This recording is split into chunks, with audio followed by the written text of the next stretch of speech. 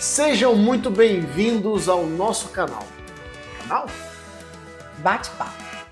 Um local de bate-papo, onde nós vamos conversar sobre vários assuntos e receber convidados muito especiais. Quais são os assuntos que nós vamos falar aqui? Nutrição, família, relacionamento. Gestão, saúde, gestão e saúde. Vai ser um bate-papo muito especial porque nós vamos dar várias dicas de como você ser mais eficiente. Como estar bem nutrido, como você conseguir evitar com que a sua fadiga, o seu cansaço chegue no dia a dia. Para você ter mais qualidade de vida, para você aproveitar melhor sua família, para você conseguir produzir mais nas suas empresas, no seu trabalho. É sobre isso que nós vamos começar a conversar hoje neste canal. Tudo improvisado, gente, sem roteiro. Nós vamos conversar justamente por esse ponto. Eu sou o Dr. Fernando Bernardes, sou médico e essa aqui é a doutora Maria Carolina, nutricionista, e é sobre isso que nós vamos começar a conversar hoje, o improviso. É fácil para você improvisar? Deus me livre. Não é fácil. Tudo na vida da gente, a gente precisa ser desafiado para evoluir. Costumam-se dizer que qualquer crescimento dói. Pensando nisso, me conta uma coisa. Você é de Brasília, morou no interior de Goiás, fez uma faculdade de Direito, depois casou, 3 filhos, fez faculdade de nutrição. Como é que foi essa transição sua? Como é que foi essa passagem? Tudo no improviso. As perguntas não foram planejadas, então tá bem... Vamos começar, senão vai ficar muito longo, mas vamos começar por... Você já tinha uma faculdade de Direito, 3 filhos, e resolveu fazer nutrição. Por quê? Nutrição. Interessante, né? Nutrição eu sempre tomei muito cuidado com relação a dietas, mas então tinha muita restrição alimentar e não tinha muito voltado à nutrição. Mas aí eu comecei a procurar nutricionista, comecei a ler mais, comecei a buscar mais conhecimento e aí eu fui me encantando pela área. Você acha que você percebeu que era fundamental uma boa alimentação para ter uma boa qualidade de vida, é isso? Essencial. Então, assim, as vitaminas, quando eu estudei a primeira vez sobre vitamina D, eu fiquei encantada e aí fiquei fascinada a relação da vitamina D, doença autoimune, e aí não parei mais. Perfeito, mas fazer faculdade com 3 filhos em casa, isso é para poucos. Quem já fez faculdade aqui sabe muito bem a exigência que é um processo de faculdade. E para quem tem 3 filhos, a exigência é muito maior. Não só faculdade, né? Então, assim, fazer faculdade, trabalhar hoje em dia, qualquer coisa que a mãe tenha que sair, que exige um pouco da vida dela, a dedicação dela, seja ela abrir mão de estar cuidando dos filhos para estar trabalhando, para estar estudando, para estar fazendo qualquer outra coisa, já é muito difícil. Então, assim, esse lado empresário, mãe, esposa, nutricionista, então você tem que estar sempre equilibrando ali. Nesse momento mesmo eu estava entre o telefone que o João estava com uma dorzinha de cabeça, eu tendo que estar tomando conta, sabendo o que está acontecendo lá. Você conseguiria, então, me dizer o seguinte, que durante o processo que você fez a faculdade, que você tinha 3 filhos, você startou isso devido a uma necessidade que você sentiu em ter uma alimentação melhor na família, para ter mais qualidade de vida entre todos, certo? E aí você vai e me vira empresária também. Você consegue ser nutricionista, mãe, dona de casa, empresária ao mesmo tempo sem ter saúde?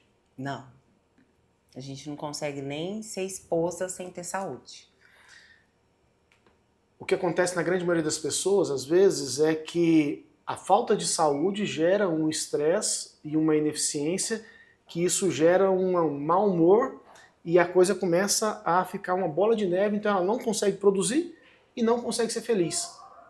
Agora, quando você consegue organizar isso, as coisas começam a ficar mais eficientes. E aí as coisas se desenrolam melhor. Você notou esse ponto de diferença entre antes de você... A gente pode falar suplementação, antes de você começar a usar suplementações, vitaminas, essas coisas, e você tentar tanto para alimentação e para atividade física, para depois? Eu acho que foi assim. Eu comecei a perceber que algo estava faltando demais, eu tinha que completar. Acho que quem é mãe, né? Então, quem é esposa, quem trabalha, quem é mãe e trabalha fora vai entender exatamente o que eu tô falando. Então, você tem que chegar em casa, você tem que fazer tarefa, você tem que ter energia e tem que ter sabedoria para lidar com aquela situação. E quem tem menino pequeno, muitas das vezes as noites não são as melhores. Então, eu comecei a perceber que eu não poderia estar daquele jeito que eu estava ali. Então, eu tinha que estar sempre disposta ou para o filho ou para o marido, e aí você chega no trabalho, você tem, o seu paciente também não tem nada a ver com isso, então você tem que se debruçar ali, dedicar também, porque você tá ali para trazer um resultado para ele. Então foi atrás disso aí que eu comecei a perceber que, assim, sem contar que no dia a dia você como esposa, mulher, você quer um resultado para você, né? Então tem o pessoal que você também não tá conseguindo alcançar. E aí, através disso, eu comecei a perceber que eu tinha que suplementar. Então, pensei comigo, é falta de uma deficiência nutricional. Hormônio. Aí você vai ver, é tudo isso e um pouco mais.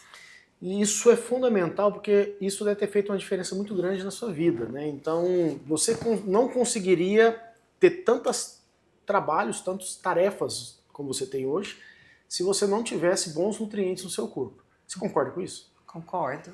Não só eficiência no sentido de se dedicar mais como mãe, ter mais paciência. Então, quem é mãe sabe que uma noite mal dormida, no outro dia você tá muito mais estressada.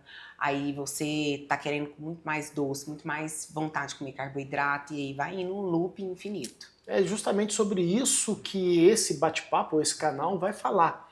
É sobre essa união entre a gestão e a saúde. E a saúde e a gestão. Ninguém consegue ter uma gestão eficiente sem ter saúde. Ninguém consegue ter uma saúde sem ter uma boa gestão dela. Então é sobre esse tema que nós vamos sempre estar trazendo convidados para cá, para bater papo sobre isso, para conversar sobre esse assunto e tentar transmitir para eles um pouquinho de como melhorar os pilares da qualidade de vida. Então agora vamos falar um pouquinho de você, do Fernando, pai, médico, esposo, filho. O que você quer saber? Eu conto tudo. Não conta nada.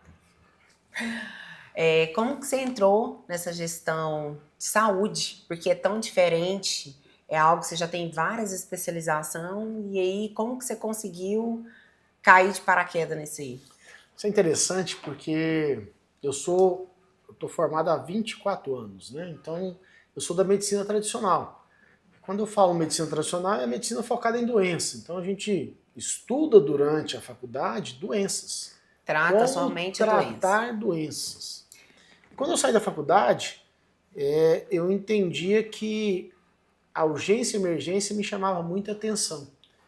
E eu acreditava que você fazer uma pessoa que morreu voltar à vida era o suprassumo do poder médico ali de, meu Deus, ela estava com uma parada cardíaca e a gente conseguiu reverter ela. Isso para mim era o suprassumo da medicina, até que eu descobri que eu estava chegando tarde demais na vida das pessoas. Mas durante esse processo, que eu estava na urgência, emergência e tudo mais, eu tinha um problema de saúde. Para quem não conhece, chama-se gota. Quem tem sabe o quanto que dói. Quem não tem, não recomendo ter, tá? Dói, você já me acompanhou em várias crises de gota que eram terríveis. Eu com 28 anos de idade, eu tinha crises de gota frequentemente. E um dia eu estava em um congresso em São Paulo e encontrei um amigo e o amigo me chamou para tomar um chopp. Quando Ele falou a palavra chope e meu joelho já começou a doer. E aí eu falei para ele, eu não posso nem escutar a palavra chope, porque eu tenho problemas de crise de gota. Ele falou assim, não acredito, Fernando, que você dessa idade está com crise de gota. Deixa eu te pedir uns exames. E ele me pediu lá um calhamaço de exames lá, acho que 35 exames, 40 exames. Eu olhei para aquele negócio como um médico tradicional e falei assim, não, eu não vou fazer isso aqui. Isso aqui tá louco. E aí até que eu tive a próxima crise. Quando eu tive a próxima crise, eu fiz os exames e mandei para ele. Passou um tempo, ele me mandou um monte de fórmula, cheio de vitamina para lá, vitamina para cá. E para mim, naquela época, eu entendi que vitamina saía no xixi. Então, toma vitamina, sai no xixi. E eu falei assim, eu não vou tomar esse negócio. Passou-se uns 2 semanas, eu tive uma baita de uma crise de gota. Eu falei assim, eu vou tomar. Não sei se você lembra, eu pedi para você fazer, faz essa medicação lá para mim. Comecei a usar a medicação. Passou-se 30 dias, coisas que acontecia, crise de gota semana a semana, eu acho que passou para... não tive crise. Passou-se mais 30 dias, eu não tive crise, e eu falei assim, não, deixa eu ver o que está acontecendo. Fiz os exames, meu ácido úrico que era 11, 11,5, baixou para 6,5, coisa que eu já tinha procurado todos os especialistas, reumatologista, endocrinologista, para resolver o meu problema da gota, e a única coisa que eu recebi, além de alguns medicamentos tradicionais, era não comer carne, não comer peixe, não beber cerveja e assim por diante.